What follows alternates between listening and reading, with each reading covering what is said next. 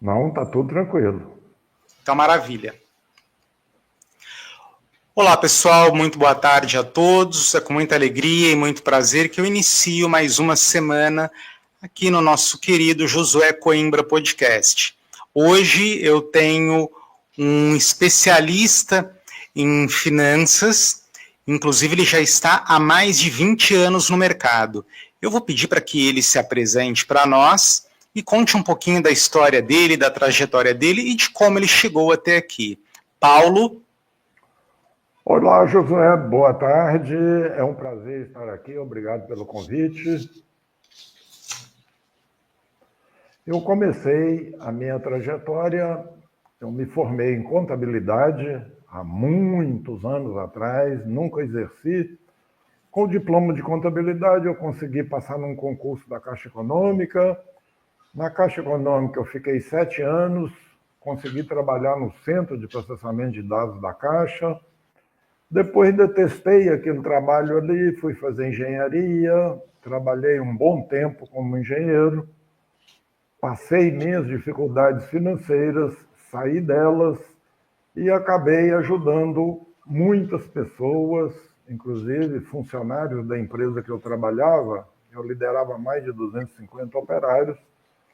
E quando eu pude me aposentar, isso já fazem 30 anos, eu decidi que isso aí ia ser meu propósito de vida, minha missão, ajudar as pessoas a se organizarem financeiramente.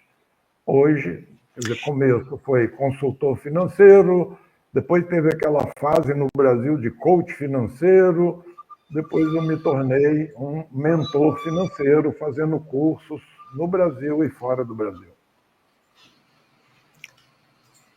Entendi. E me fala uma coisa, como foi, você falou uma coisa que me chamou muito a atenção, como que foi essa coisa de passar necessidade por um momento, como foi sair disso? Porque eu imagino que quando você está passando alguma privação, eu acho que a privação financeira é a pior privação de todas, quando você está no meio dessa situação, parece que não tem um dia de amanhã. Tô falando bobagem?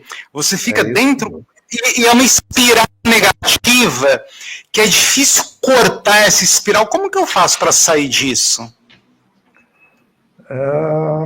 Eu passei essas dificuldades quando eu passei num concurso de engenheiro para trabalhar numa empresa federal e há 40 e quase 50 anos atrás eu fui morar em Brasília. Brasília, na década de 70, estava começando, mas tinha muita mordomia. E eu fui morar na Asa Sul, numa quadra nobre, num condomínio bacana, onde moravam executivos que ganhavam muito mais do que eu, pessoas de mais posse, bons carros e tal. E nesse condomínio moravam alguns médicos. E eu, morador novo ali, funcionário público, fazendo novas amizades, as pessoas todas começaram a me chamar de Dr. Paulo. Até aí não tinha problema. O problema começou quando eu fui mordido pela mosca azul e achei que para ser congruente com o Dr. Paulo, eu acho que eles estão pensando que eu também sou médico, porque nesse condomínio moram alguns médicos. Aí eu comecei a fazer um monte de besteira. Primeiro eu troquei o guarda-roupa, comecei a trocar roupa, comprar roupas mais caras. Depois uma bobagem maior, troquei o carro por um carrão.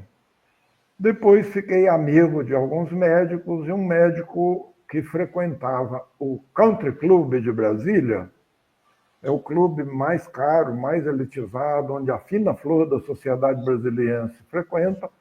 Ele me deu um convite para passar o final de semana lá no country.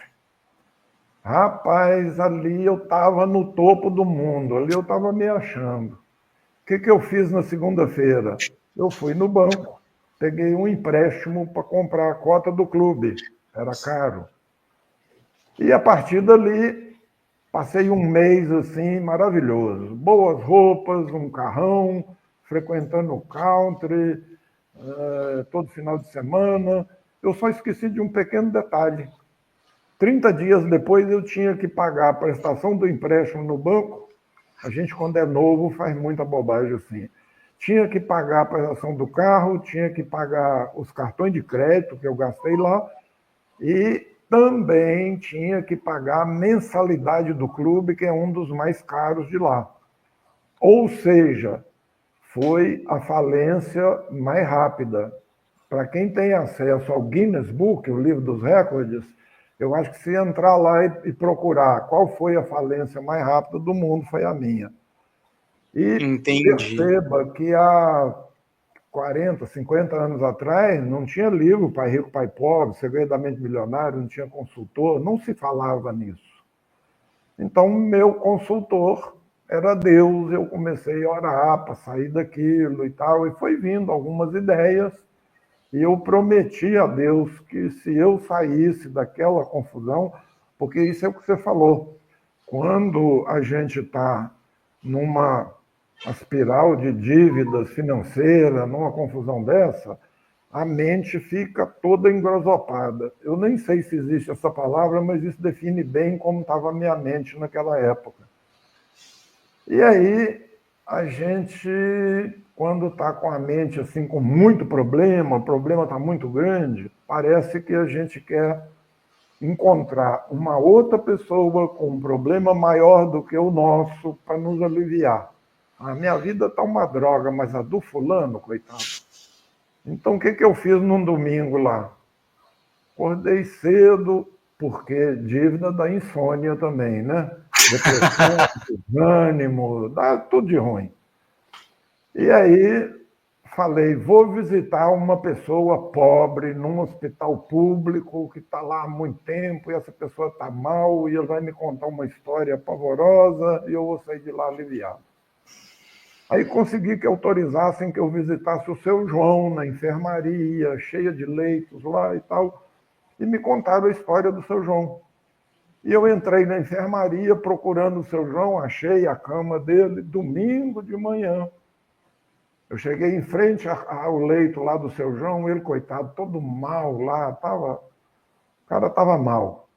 Eu acho que até o atestado de óbito dele já estava assinado, só faltava botar a data. Mas eu falei para ele, bom dia, seu João, todo animado, né? E ele lá, todo mal e tal, abriu os olhos assim, arregalou os olhos, olhou para mim e falou, você não está no João errado? Porque ele não me conhecia, né? Eu falei, não, o senhor não é o seu João, isso, aquilo, me contaram sua história. Não, sou eu mesmo, mas eu não te conheço. Eu falei, mas eu vim aqui te fazer uma visita, peguei um banquinho, sentei do lado da cama dele e falei, me conta a sua história. Cara, a hora que ele começou a conversar ali eu fiquei mais frustrado ainda, porque o cara estava cheio de fé, esperança, que vai se curar, que vai sair daquilo, que vai voltar a trabalhar, e cada vez que ele estava mais animado, eu mais desanimado, né? Porque eu fui buscar uma história triste, né? E o que aconteceu? Quando eu escutei um pouco da história dele ali, me levantei para sair, aí ele me chamou de volta e falou, Paulo, posso te pedir só mais uma coisa? Eu falei, pois não, seu João. Cara, eu até me emociono. Você pode me dar um abraço? E eu fui lá dar um abraço no seu João e tal, e ele me agradecendo pela visita, coitado. Ele achou que eu estava ajudando ele. O que ele não ficou sabendo é que ele é que estava me ajudando. Quando eu me levantei ali, que eu dei um abraço nele, me levantei, olhei para aquele leito ali, eu já não estava vendo mais o seu João. Eu estava vendo um emissário de Deus, um anjo que Deus mandou ali com uma mensagem para mim. E parecia que ele estava olhando assim no fundo dos meus olhos e passando essa mensagem. Paulo, o que você está fazendo com a sua vida, cara? Você é o cara que tem saúde, tem família, mora bem, tem emprego, e entrou nesse buraco sem fundo aí, nesse buraco negro. Rapaz, ali eu saí daquele hospital com a minha cabeça latejando. Sentei na sombra de uma árvore ali no estacionamento, fiquei meditando, orando, pensando. Em algum momento eu me ajoelhei ali e falei mesmo com Deus. Eu falei, Senhor, me ajuda a sair disso. Eu prometo para o Senhor que saindo disso, enquanto eu respirar, eu vou ajudar pessoas, para as pessoas não entrarem nessa situação que eu entrei. E quem estiver numa situação dessa, eu vou ajudar a sair. E isso é que me trouxe até aqui como mentor de inteligência financeira. É por conta disso que você tem aquela frase de que riqueza não se ensina em um curso, mas que ela é um percurso? Exatamente, é isso mesmo. Riqueza não se ensina num curso, porque a riqueza, a verdadeira fórmula da riqueza, não é uma varinha mágica, não é um atalho, não é um certificado no final de um curso. Riqueza não é um destino rápido, é um caminho de consciência, de construção, de mudança de comportamento, de mentalidade. Cursos servem para conscientizar, abrir os olhos, motivar, ensinar ferramenta, inspirar novas atitudes, novos comportamentos, mas a riqueza nasce no dia a dia. E aí, quando você escolhe intencionalmente que você quer mudar de vida, você quer organizar suas finanças, você começa a ajustar seus hábitos, suas atitudes, seus comportamentos, aprende com seus erros, e aí você se compromete com um propósito muito maior, que não é só ganhar dinheiro. Então não adianta eu ficar apenas orando, eu preciso fazer minha oração e preciso também mudar o meu curso de vida. Exato. Riqueza é um percurso porque exige mentalidade de inteligência financeira antes de planilha, antes de número, antes de técnicas. O Prêmio Nobel de Economia de 2002 foi dado a um psicólogo americano, Daniel Kahneman.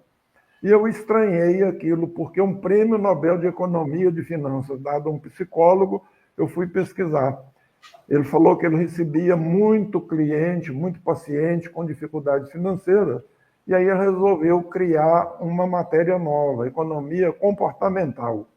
E a tese dele para ganhar o prêmio foi: economia não tem nada a ver com matemática, economia não é número, economia não tem nada a ver com planilha. As nossas decisões em relação ao uso do dinheiro são emocionais, não são racionais. E ele escreveu alguns livros. Depois que ele faleceu, um outro economista americano, Richard Thaler, em 2017, ganhou de novo o Prêmio Nobel de Economia, porque ele aproveitou todo aquele estudo do Daniel, evoluiu com aquilo e apresentou de novo a mesma teoria, a mesma tese. Então, economia, riqueza, exige uma mentalidade de inteligência financeira antes de qualquer técnica. Depende de decisões, por pequenas que sejam, decisões diárias e não de grandes eventos motivacionais.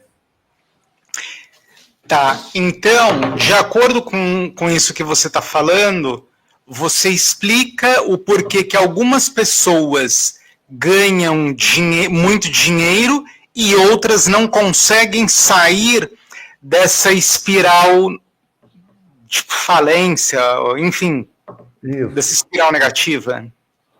É porque não depende só de conhecimento, de talento. Isso é sobre mentalidade e decisão e estratégia.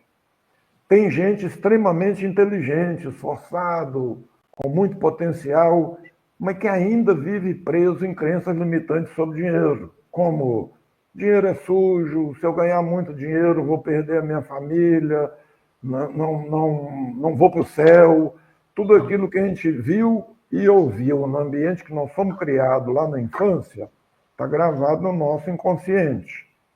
Então, se lá na infância aquelas pessoas que me criaram eram pessoas gastadoras ou poupadoras, o que eles falavam sobre dinheiro? Tudo está gravado na nossa mente, porque do 0 aos 8, 9, 10 anos, a criança não questiona. Quem falou é uma autoridade e aquilo é uma verdade. E isso tudo, enquanto a gente é adulto, essas crenças são programações inconscientes que comandam as nossas decisões. E você percebe que alguns até sabem ganhar dinheiro, mas não sabem manter, não sabem multiplicar, não sabem dar sentido àquele dinheiro que ganharam. Quem ganha mais, geralmente, já mudou a mentalidade, já entendeu algo que outras pessoas ainda não entenderam. Entendeu que riqueza é sobre postura, mentalidade, inteligência, é sobre saber onde colocar o dinheiro, como fazer o dinheiro trabalhar por você. E, principalmente, que você precisa de tornar o dinheiro seu servo e não seu senhor. Tá. E me fala uma coisa, nós vamos terminar o programa daqui a pouco. Qual o setup, então, para quem está nessa situação? Eu não sei nem se esse setup o cara pode começar daqui a pouco, ou se ele já pode começar agora. Como que você muda, como que você reseta esse pensamento a partir de agora, 17h25? Dá para fazer isso agora, já? Não, isso é todo um processo, uma mentoria. A minha mentoria, ela normalmente dura em torno de 16 horas, porque eu preciso de conhecer a história de vida do meu mentorado. Por exemplo, uma pessoa que ouviu muito na infância que dinheiro é sujo e também aprendeu que sujeira a gente joga fora, essa pessoa enxerga o dinheiro como com asco, com nojo, porque aquele dinheiro representa sujeira. A crença é muito forte. Quando você tem uma crença na sua mente, aquilo é verdade absoluta. E quem falou foi o pai, a mãe, a tia, a madrinha, a professora, o padre, o pastor. Você vê na igreja, rico não vai para o céu, é mais fácil o camelo passar na agulha do que o rico ir para o céu, o dinheiro é pecado e tal. Então, se a pessoa absorveu muito disso, dificilmente ela vai lidar bem com o dinheiro. Aí eu tenho uma mentoria onde eu desenvolvi uma técnica de reprogramação mental, com cursos que eu fiz, vários, no Brasil e no exterior. E é como eu faço a metáfora o seguinte, é como formatar um computador. O seu computador, passando o tempo, vai entrando vírus, ele vai ficando mais lento, Ctrl, Alt, Del, liga, desliga, reinicia, até que chega um ponto que você fala, eu tenho que mandar formatar. Você chama o técnico, ele vai identificar quais os programas que estão contaminados, pega todas as suas informações importantes, passa antivírus, limpa aquilo, coloca novos programas no seu computador, volta com as suas informações, e aí seu computador volta a funcionar como novo. Eu sou o cara que formata o HD mental. Mas é mais ou menos, saúde financeira é mais ou menos como saúde física. Você chega no médico, ele pergunta, por que você está aqui? Ah, doutor, eu estou sentindo uma dor aqui, quando eu faço isso, quando eu faço aquilo, o médico pede alguns exames e tal, para dar o remédio, ou a cirurgia, ou descobrir o que está acontecendo ali. Por exemplo, se você chega lá com febre e ele te receita um antitérmico, mas essa febre só é um sintoma de que no seu corpo tem uma infecção. Se você não cuidar da infecção, a febre volta. Entendi. Então, só pegando um gancho, a partir dessa resposta do senhor, nós podemos diferenciar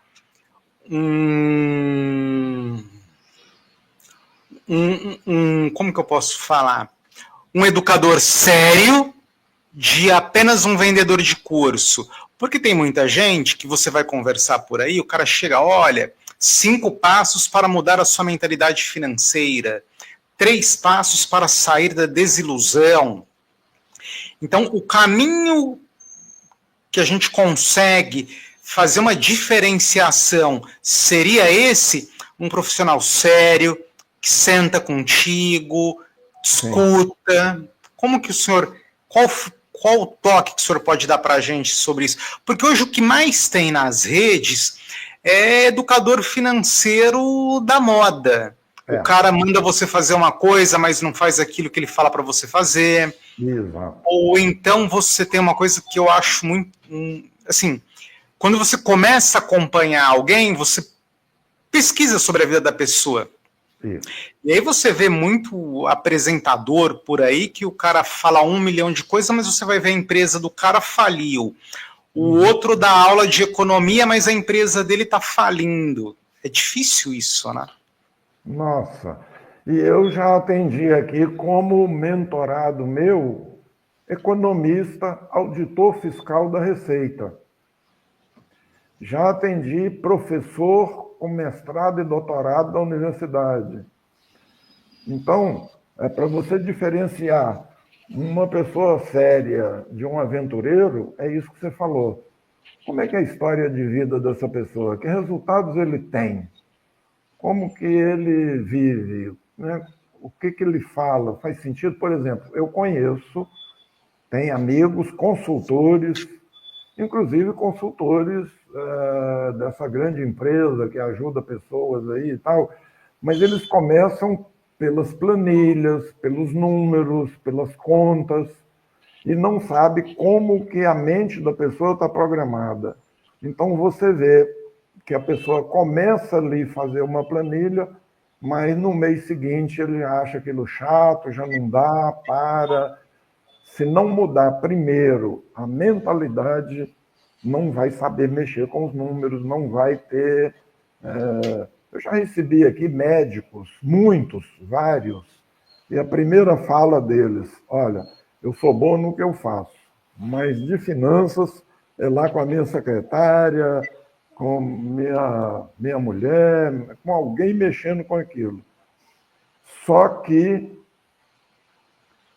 várias vezes aqui eu já percebi que a secretária estava fazendo tramóia porque o médico falou para mim, vários deles, detesto olhar planilha,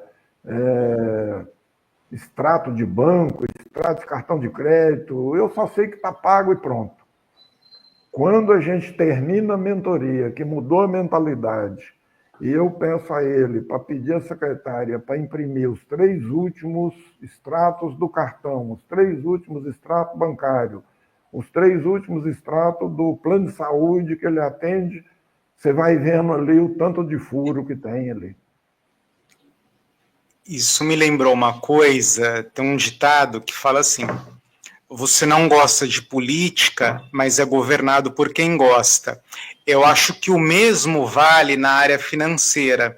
Você pode não gostar de planilhas, de economia de uma maneira geral, de finanças, mas você sempre vai estar na mão de quem gosta. Exatamente. E é interessante que depois que as pessoas passam por uma mentoria comigo e muda a mentalidade, aquele negócio de olhar planilha, de olhar extrato, passa a ser uma coisa normal, natural. Entendi. Agora, mas tem uma outra coisa também. Eu entendo que nós temos essa questão da falta de educação, nós temos essa questão do histórico que a gente está conversando aqui, mas o brasileiro, via de regra, ele não tem educação financeira. E bancos e financeiras lucram muito com essa desinformação. É empréstimo que não precisa, é uma taxa de juros elevada. E como que a gente consegue mudar? Porque o senhor repara que a gente tem 2 problemas. Por um lado, as pessoas não gostam porque já vem com aquele trauma da 4ª série que matemática é impossível. Então, muita gente escolhe algumas funções, algumas formações, mas não é porque ela gosta. Primeiro ela vai lá na ementa do curso e olha, tem conta nesse curso? Não, então é esse que eu vou fazer. Mas por que ela faz isso? Porque ela já apanhou tanto na escola, naquela coisa da conta, que chega hoje, ela tem medo de abrir o extrato bancário e olhar aquele monte de fórmula.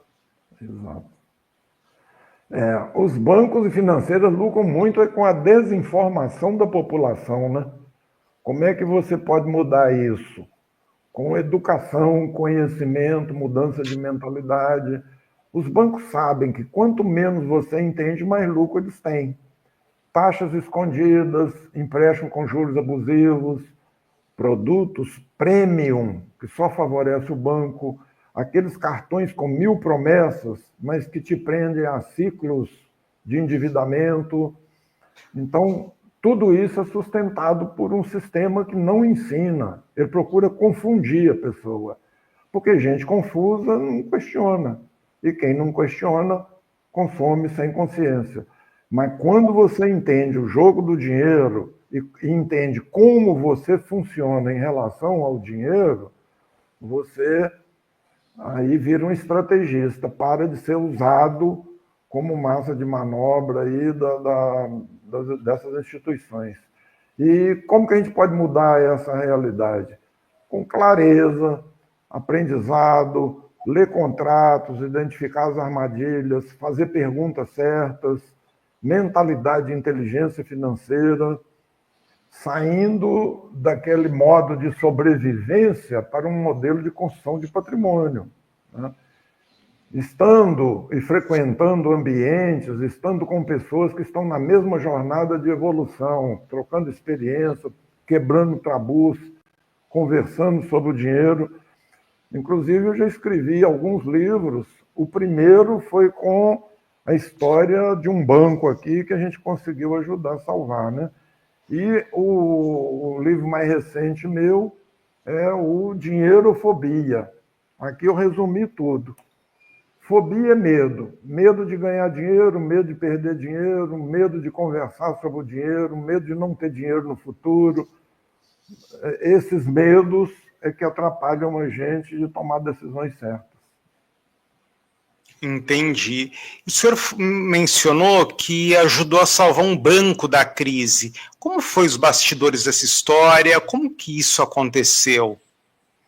Eu, em 2002, como eu comentei, eu vi o Prêmio Nobel de Economia e que tinha mais coisa a aprender do que só números. Então eu pesquisei na internet cursos de mentalidade e inteligência financeira. Em 2003 eu encontrei um curso nos Estados Unidos exatamente com isso.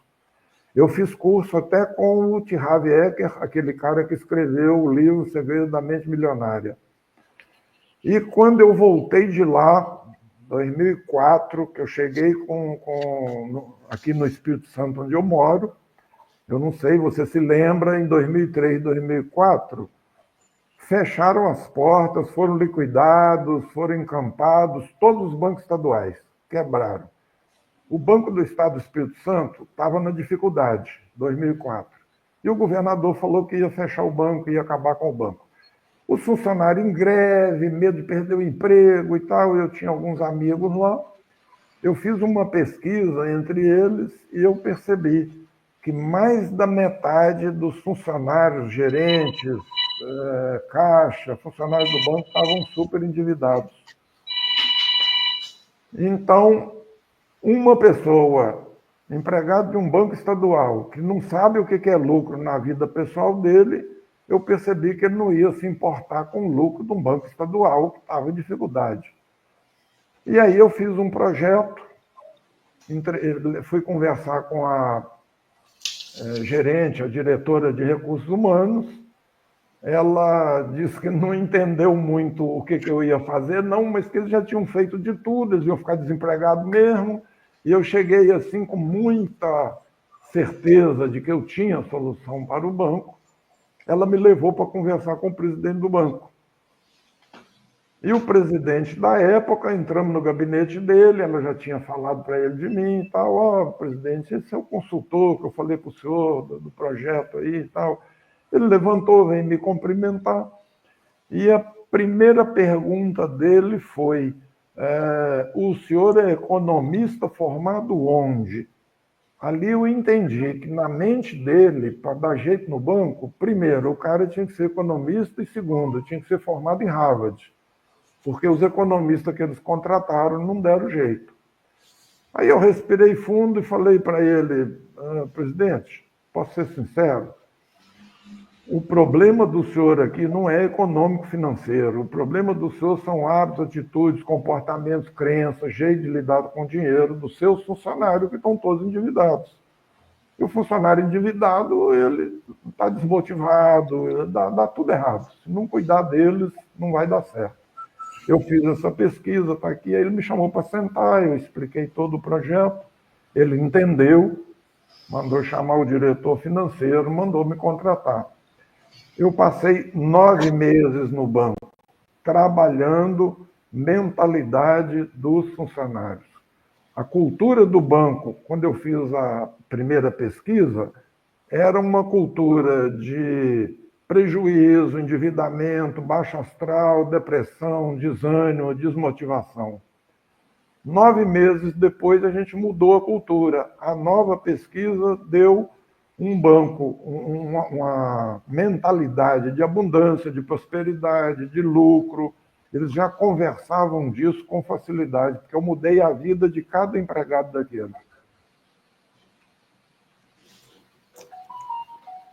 E aí escrevi um livro com toda essa história aí, transformando as dificuldades em oportunidade e lucro.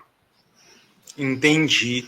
E me fala uma coisa, essa questão do banco, o senhor enxergou uma oportunidade, porque eu imagino que nessa época, qual que era o caminho mais fácil e o ritual normal? Vamos encerrar o banco, mandar todo mundo embora e terça-feira a vida que segue. Isso. Como encontrar oportunidade? Porque o senhor encontrou uma oportunidade no meio do deserto, vamos dizer assim. Isso. Como que a gente consegue fazer isso no dia a dia? Porque é difícil ter essa visão. Fácil não é não. Eu fui aprendendo isso com experiência de vida, né? Hoje eu tenho 83 anos e comemorados com um salto de paraquedas. Então eu sou meio ligado nas coisas assim. Por exemplo, quando eu entrei como auxiliar administrativo na Caixa Econômica, no concurso, eu logo comecei a prestar atenção ali. Quem era o quê, quem fazia o quê, quem era mais trabalhador, quem era mais um cegador do negócio e tal. E eu vi umas pessoas dizendo que a Caixa ia montar o primeiro centro de processamento de dados, piloto, que era um equipamento da IBM. Aí eu não sabia nada disso. O que eu fiz? Fui perguntar. O que é IBM? Onde fica isso? O que é processamento de dados? Eu sou muito questionador, eu pergunto as coisas. Eu dei uma informação ali, eu vou fundo. E aí eu descobri onde que era a IBM, fui lá, perguntei tudo, o que estava acontecendo, como é que ia fazer aquilo, quanto tempo e tal, e que curso eu tinha que fazer para trabalhar nesse negócio de processamento de dados. Ali eu fiz o curso, alguns meses lá, aprendi aquelas linguagens que hoje não usa mais. Assembler, COBOL, Fortran, RPG. Saí de lá com um certificado de programador e analista de sistema. Ou seja, oportunidade. Quando acabou de montar o Centro de Processamento de Dados da Caixa, que ia dar treinamento para o pessoal, a IBM falou, já tem um cara aí que já fez o curso. Então eu já fui promovido auxiliar administrativo a analista de sistema do Centro de Processamento de Dados. E várias oportunidades dessa, oportunidade não é uma coisa que vem e bate na sua porta. Oportunidade é a gente estar atento com as conversas. Você está conversando com as pessoas, né, um grupo de pessoas, tem pessoas que estão reclamando e tem pessoas que estão comemorando. Estão falando de coisa boa. Ah, eu vou me casar, vai ter uma festa, vai ter isso, vai aquilo. Então, quando tem alguém, você está ligado, que vai fazer alguma coisa, que está acontecendo alguma coisa, você enxerga ali uma oportunidade. Sou bem ligado nisso. Entendi. Então, esse processo todo da busca das oportunidades, a gente pode dizer que é um mix. Uma parte, essa coisa da mentalidade próspera, de estar com a mente resetada e de estar sempre se preparando e buscando novas oportunidades. Seria uma caça diária. Eu tenho vários exemplos disso. Por exemplo, quando eu comecei lá atrás a fazer atendimentos eu fazia atendimento no meu apartamento, uma sala muito grande, independente, e os clientes me buscavam no apartamento.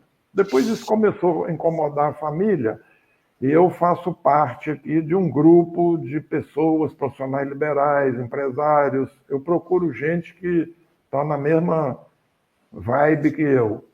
E a gente toma todo mês, se junta e toma um café da manhã junto e conversa ali e tal. E conversando com pessoas ali, eu falei com uma amiga.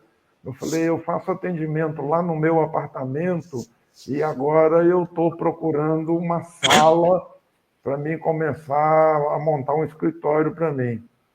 Ela falou, Paulo, eu acabei de me aposentar do banco, vou tirar um ano sabático, o dinheiro que eu recebi, eu comprei uma sala aqui do lado do shopping, essa sala está fechada, está montada, está aqui a chave, você pode utilizar lá por um ano. Eu só vou precisar dela daqui a um ano. Ou seja, você conversa com as pessoas e fala das suas dificuldades e, de repente, a solução está por ali. Quando inteirou um ano, estava inteirando quase um ano, eu conversando lá com esse grupo, tem um corretor. Eu falei, rapaz, eu preciso de entregar a sala da minha amiga ali, ela nem me cobrou aluguel nem nada, era só eu pagar o condomínio. E eu preciso de arrumar uma sala e eu quero nessa mesma região, de preferência no mesmo prédio. Ele falou, eu tenho uma sala lá de um médico que está doido para vender. Então, é nas conversas, sim. Você vai colocando ali com pessoas certas e prestando atenção nas conversas. As oportunidades estão passando na frente da gente direto. Entendi. E, por fim, se o senhor pudesse nos dar um único conselho, qual seria o conselho que o senhor teria para nos dar nessa tarde, hoje, para a gente encerrar esse bate-papo? Em algum momento, num lugar tranquilo, cada uma das pessoas que estão nos assistindo, você que está aí nos assistindo, você pega um caderno, respira fundo, medita, bota uma musiquinha que te inspira e volta o filme da sua vida lá na sua infância. Quando você tinha 1 ano, 2 anos, 3 anos, 5, até 8, 9, 10 anos, lembra dessa época, as pessoas que te criaram, o lugar que você conviveu, e começa a lembrar de como era o uso do dinheiro lá. Escreva isso. Que frases você ouvia com frequência do pai, da mãe, da tia, da madrinha, da escola, do padre, do pastor. Ali você começa a montar a causa raiz dos problemas que você tem hoje. Se o seu pai, você vê a história do pai ou da pessoa que te criou ali, mãe e tal, o que eles faziam em relação a dinheiro, aí você lembra da história e pensa, hoje eu estou fazendo a mesma coisa, eu estou repetindo os mesmos comportamentos, já é uma boa brecha aí, uma boa dica para você encontrar a causa pela qual você está agindo do jeito que você age hoje com dinheiro. E mais uma mensagem, todo o dinheiro, toda a riqueza que você quer, que você busca, que você merece, já está guardado no cofre da sua mente. E a chave e o segredo para abrir esse cofre está aí escondido debaixo das crenças limitantes que você ainda não conseguiu mudar sobre o dinheiro. Assim que você identifica e muda as suas crenças, esse cofre se abre. Ótimo.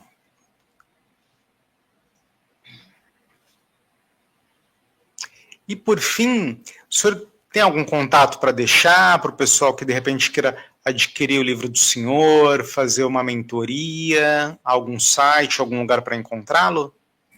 Eu tenho um site que é o meu nome, paulocosta.com.br, mas a maioria das informações que eu posto quase todo dia, dicas, informações, orientações, aí na tela é meu Instagram, Paulo Costa Finanças. Lá, no link da bio, tem o link para adquirir o livro, tem o link de mentoria, tem todas as informações.